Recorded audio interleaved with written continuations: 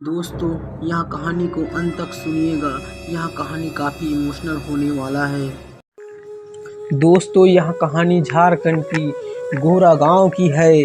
राकेश नाम का लड़का और सीमा नाम की लड़की दोनों एक दूसरे से बहुत प्यार करते थे।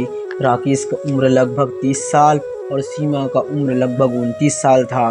राकेश व सीमा दोनों एक ही कॉलेज में पढ़ाई किए थे। उसी दरमियान दोनों में प्यार हुआ था।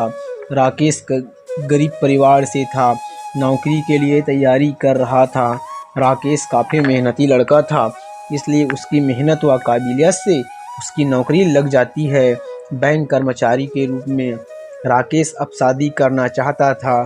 शादी के लिए उसने संकोच करते हुए सीमा से कहा कि सीमा, तुम मुझसे शादी करोगी क्या? सीमा बहुत अमीर खानदान की थी, इसलिए राकेश को बोलने में संकोच हो रहा था। सीमा ने अपनी प्यार वाली बात अपने घर में बताई। फिर उसके परिवार वालों ने भी शादी के लिए मंजूरी दे दी। शादी के बाद राकेश और सीमा रांची में रहने लगे, क्योंकि वहाँ उसकी पोस्टिंग था। किराए के मकान में वे दोनों रहने लगे। शुरुआत में राकेश का वेतन कम था, इसलिए घर चलाना मुश्किल हो गया था। इसलिए सीमा अन्य खर्चे के लिए ट्यूशन क्लास चलाने लगी। अब उनका घर अच्छा खासा चल रहा था और दाम्पत्य जीवन भी। शादी को लगभग 1 साल हो गए। सीमा का ट्यूशन भी अच्छा चल रहा था और इधर राकेश का वेतन भी बढ़ गया। अब घर में किसी भी चीज़ की कमी नहीं थी। कमी था तो एक बच्चे की। राकेश एक दिन अपने स्टाफ मेंबर दोस्त के यहाँ बर्थडे पार्टी में गया था। बर्थडे एक बच्चे का था। पार्टी समाप्त होने के बाद सभी दोस्त छत पर बैठकर ड्रिंक ले रहे थे और बातें कर रहे थे। उसमें से विमल ने राकेश से कहा, क्यों राकेश, तुम कब पार्टी दोगे भाई? अपने बच्चे की 1 साल हो गए, कोई खुशखबरी नहीं आई है। यह बात राकेश के मन में बस गई और वह पार्टी से निकल गया और वह मोटरसाइकिल से घर के लिए चल दिए। राकेश काफ़ी नशे में था और बच्चे वाली बात उसके दिमाग में बार बार घूमने लगा। इसी मदहोशी में राकेश का एक्सीडेंट हो जाता है और उसका मौत हो जाता है। इस दुर्घटना की खबर जब सीमा को पता चलता है तो सीमा चीख चीख कर रोने लगती है और रोते रोते कहने लगी, हाय राकेश, अब मेरा क्या होगा? और अपनी पुरानी बातें याद कर कर रो रही थी। बेचारी जवानी में ही विधवा हो गई। किसी भी तरह सीमा के परिवार वालों ने राकेश के शव का क्रियाक्रम किया। क्रियाक्रम के बाद सीमा के परिवार वाले अपने घर ले जाना चाहते थे, पर सीमा ने साफ मना कर दिया और सीमा वही किराए के मकान में रहने लगी। कुछ दिन बीतने के बाद सीमा पूरी तरह ठीक हो गया।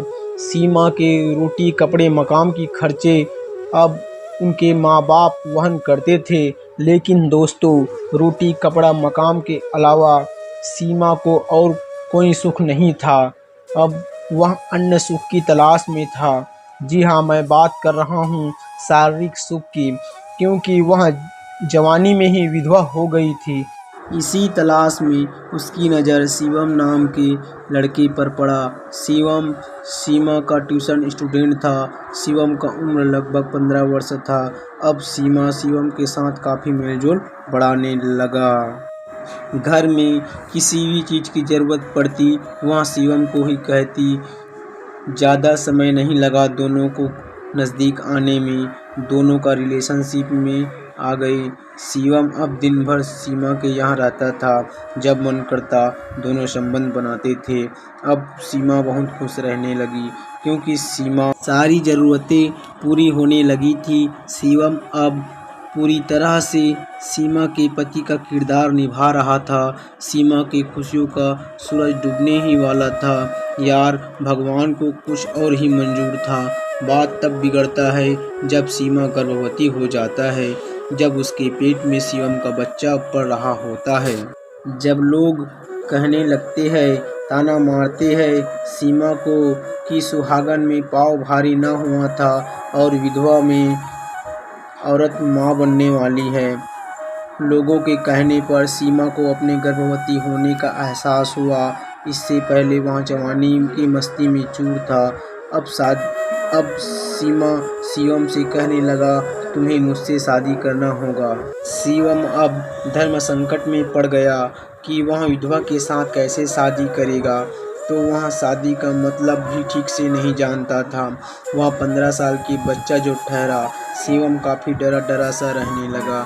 अब यह बात शिवम के परिवार वालों को पता चला तो उन्होंने यह बात पुलिस में दे दिया। बात पुलिस में जाने के बाद सीमा और शिवम के परिवार के मध्य मुकदमा चलता है कोर्ट में। जब कोर्ट का फैसला आता है तो सीमा काफ़ी रोने लगती है। सीमा पर यह आरोप लगता है कि सीमा ने पिछले 4 महीनों से नाबालिग शिवम का बलात्कार किया है, शिवम का शोषण किया है और सीमा को 10 वर्ष का कारावास का सज़ा सुनाया जाता है। दोस्तों, सीमा ने बस यहाँ गलती किया कि उसने नाबालिग लड़के के साथ संबंध बनाए। दोस्तों, विधवा होना गलत बात नहीं है, पर अपनी इच्छा वासना के लिए किसी नाबालिग का चयन करना गलत है। दोस्तों, यह कहानी आपको कैसी लगी? मेरी कहानी आपको पसंद आया हो तो मेरे चैनल को लाइक व सब्सक्राइब जरूर करें। धन्यवाद।